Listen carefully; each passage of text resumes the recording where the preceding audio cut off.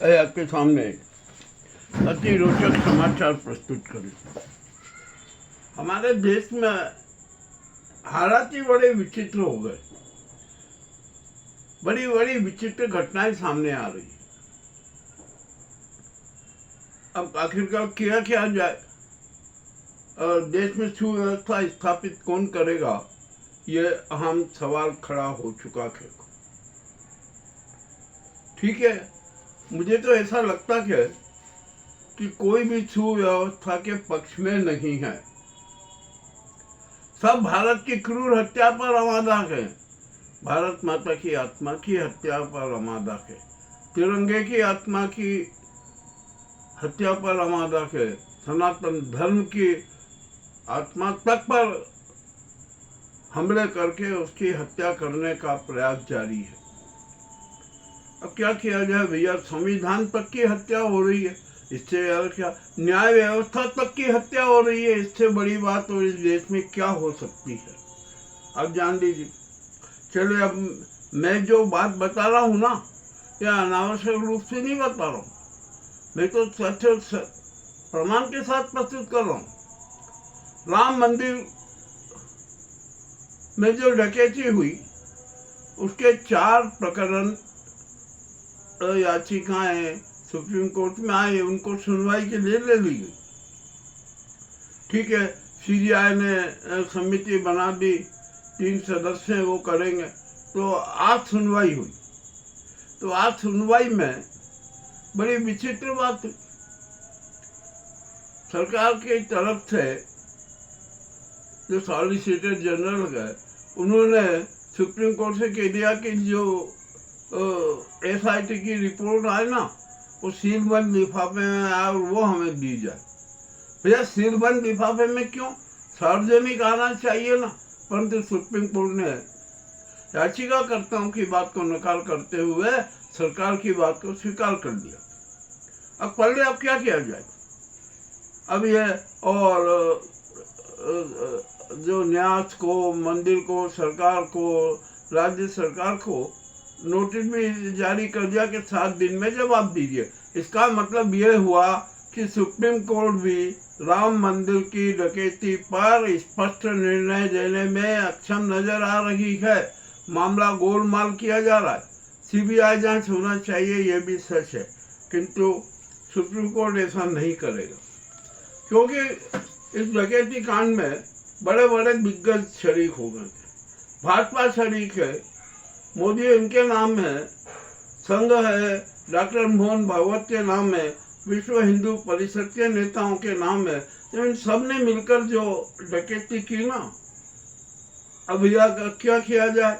डकैती तो हो गई, तो यहाँ पर अब सुप्रीम कोर्ट का दायित्व तो बनता है कि वो राष्ट्र को, समाज को सामाजिक न्याय दे, सनातन धर्म को न्याय दे। किंतु अब ऐसा कुछ नहीं होगा, कुछ भी नहीं होगा। जो होना होगा वो सब सामने आ जाएगा।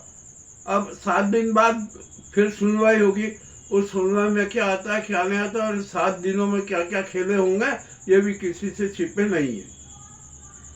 अब तो 147 करोड़ जनता कह रही है और उसका मानना है कि भैया तो न्यायालयों में ताले लगा दो। अब यहाँ पर न्यायालय की जरूरत नहीं है, जो चल रहा है ना वैसे ही चलने दो। ठीक है भैया, तो हमारी जो न्यायाधिपति राष्ट्रपति महोदय हैं, वो ऐसा आदेश जारी कर दें कि अभी देश में न्याय व्यवस्था के लिए जो कोर्ट है ना, सुप्रीम कोर्ट, हाई कोर्ट, जिला कोर्ट, जो भी कोर्ट है, सब में ताले लगा दिए जाए। अब कुछ नहीं, किसी को कोई न्याय नहीं मिलेगा, सामाजिक न्याय पर जंगल राज की स्थापना की घोषणा कर दी। ये बहुत कड़वी बात है, परंतु सच जो सामने आ रहा। अब जो न्यायाधीश बैठे हैं ना, कोई संघ समर्थक है, कोई मोदी के दल्ले हैं, कोई ये है, तो उनका भविष्य क्या होगा। अब जो हो रहा होगा हो जाएगा, किसी का भविष्य। अब यहाँ पर आपको एक बात और बता दूं कि राम मंदिर डकैती के मामले में बहुत कुछ खींचा इधर हो चुका है। न्यास का भी चरित्र देख लिया, 23 और लोगों ने त्याग पत्र भी दे दिए। सब कुछ हो गया वहां पर, जितना भी लिपा पोती करना थी सब हो जाएगी। और जो ट्रस्ट ने निर्णय लिया था कि कोई नियुक्ति नहीं होगी इसी चंपत कुमार गैंग में, परंतु सरकार ने क्या किया कि राम जन्म भूमि और मंदिर में अब सीईओ नियुक्त होगा। आवेदन भी भगवान शुरू कर दिया। उनकी अंतिम तारीख 18 जुलाई है। अब देखते हैं कौन होगा। अरे भैया ये नाटक क्यों कर रहे हो? आप तो किसी अपने वफादार अफसर को सीईओ बना के भेज दो, कर ही लो ना, क्या दिक्कत है? अब तो कुछ भी नहीं कह सकते, कुछ बचने का नहीं है। छोड़िए अब ये बात, यहाँ हो गया। अब यहाँ पर तो हमारे यहाँ जो मंदिरों में है ना, जो भगवान है उनका भी महत्व नहीं रहा, महत्व कम कर दिया गया। उनके यहाँ पर भी डकैती शुरू कर दी। ये मामला राम मंदिर का सुलझा नहीं था कि अब नागौर का भी एक मामला और उजागर हो गया, बद्रीनाथ का भी मामला उजागर हो गया, केदारनाथ का भी मामला उजागर हो गया, मध्य प्रदेश की बगुलामुखी का भी राज खुल गया। राजस्थान के नागौर जिले के मंदिर में पूरी जांच से सारी SIT गठित की थी, वो रिपोर्ट आ गई और उसने कह दिया कि 22.75 करोड़ का घोटाला हो गया। अब क्या किया जाए? चल रहा है ना, हो रहा है। अब बद्रीनाथ की भी रिपोर्ट आएगी, केदारनाथ की भी रिपोर्ट आएगी, बगुला मुखी जो मंदिर है उसकी भी रिपोर्ट आएगी। अभी जो महाकाल महालोक है उसकी जो जांच प्रक्रिया शुरू नहीं हुई है। महाकाल मंदिर में भी जो जेवरों का और चढ़ावे का वर्णन दिया ना, इसका पूर्ण का विवरण नहीं गायब है। कहाँ है? भगवान के जितने आभूषण थे ना वो कहाँ है? उनके भी पूरी जांच होना चाहिए। मतलब कुछ भी नहीं होगा। तो यहाँ पर ये मान लीजिए कि जो भगवान को धोखा दे सकते हैं, भगवान के यहाँ डकैती कर सकते हैं, वो देश और जनता के घरों पर डकैती करना कैसे भूल जाएंगे? ये भी बहुत स्पष्ट हो गया। अब सोनम वांगचुक के बारे में भी बड़ी विचित्र स्थिति हो गई है। अब देखते हैं इसका क्या परिणाम आएगा। कल विस्तृत रिपोर्ट आ जाएगी, वो आपके सामने प्रस्तुत कर दी। और आगे चलिए, समाचार तो बहुत सारे हैं, इतने हैं कि हद से ज्यादा। हमारी मध्य प्रदेश सरकार कर्ज में डूबती जा रही है। अरे ये कर्जबादी विकास कहाँ रुकेगा? इसके जरा आकलन तो कीजिए। अब क्या किया जाए? अच्छा, मध्य प्रदेश में एक और नया नाटक हो गया कि जैसे से इलेक्ट्रल बॉन्ड जारी हुए थे ना, इसी तरीके से मंदिर और आराधना स्थलों के बॉन्ड जारी किए जाएंगे। कर दो यार भैया, कुछ भी जो करना है आपको कर दो, भगवान को भेज दो यार, क्या दिक्कत है? वहां पर कर दो सबको कि भैया यहाँ पर इन मंदिरों पे संघ और भाजपा के का ही अधिकार रहेगा, किसी अन्य का कुछ भी नहीं। कर दो ना, ऐसा क्या दिक्कत है? और खूब पैसे ले लो जनता से आराधना बांड के नाम पर, और खूब पैसा झूल लो, झूले जाओ, जितना झूले जाना है झूल लो। ये भी एक बड़ी विचित्र बात हो गई। अब यहाँ पर मोदी, अमित शाह और ज्ञानेश कुमार उलझ गए। यूएनओ में 193 देशों ने स्पष्ट आदेश जारी कर दिया कि भारत में HIR के नाम पर जो चुनाव जो मतदाताओं के साथ गद्दारी किए उनके नाम काटे जा रहे हैं, ये उचित नहीं है और ये प्रजातंत्र की क्रूर हत्या।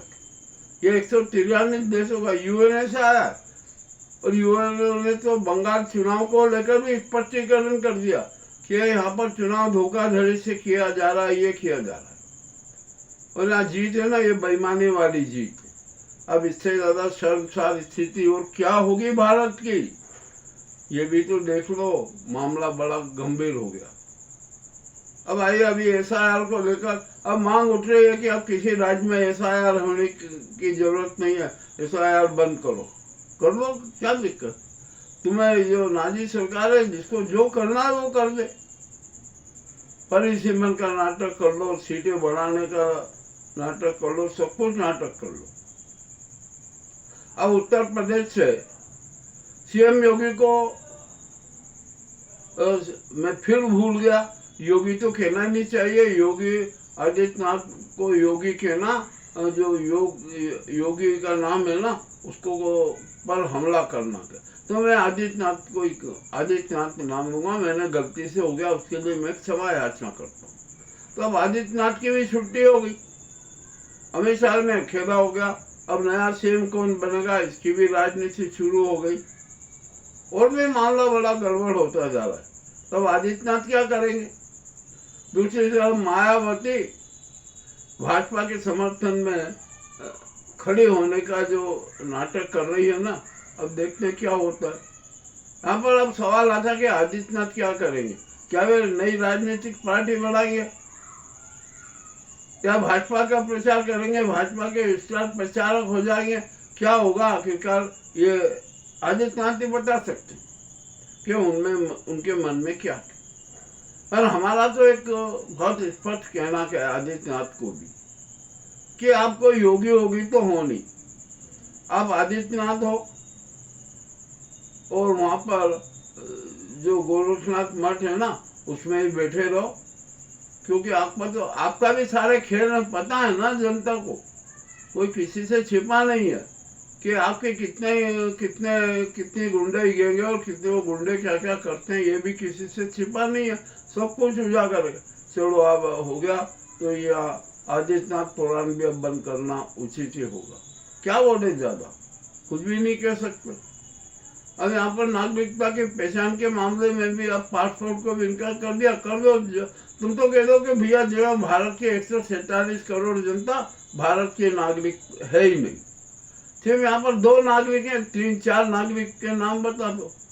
नरेंद्र मोदी भारत के नागरिक हैं, अमित शाह भारत के नागरिक हैं, ज्ञानेश कुमार भारत के नागरिक हैं, डॉक्टर मोहन भागवत भारत के नागरिक हैं, और अन्य कोई भी भारत का नागरिक नहीं है।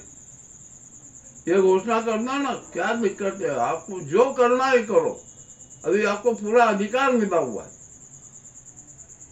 अब जो आप जैसा चाहो वैसा करते जाओ, जनता तो बहुत समझदार है, वो सब समझ रही है, सारी हकीकत जानती। अब एक मध्य प्रदेश में एक और कांड हो गया, 900 साल पुरानी एक मूर्ति जिसे कहा जाता कि वाग देवी की मूर्ति है, ये माँ सरस्वती की मूर्ति है, और जब विशेष परीक्षण हुआ ना तो सरस्वती की मूर्ति नहीं निकली, वो माँ गायत्री की मूर्ति निकली। तो कितना बड़ा धोखा और कितनी बड़ी साजिश हमारे देश में की जा रही है। अरे इंसानों के खिलाफ तो साजिश खुदाम हो रही है, अपने भगवानों देवी देवताओं के नाम पर भी साजिशें हो रही। अरे आखिर क्या होगा भैया? ये साथी षड्यंत्र कौन रच रहा है?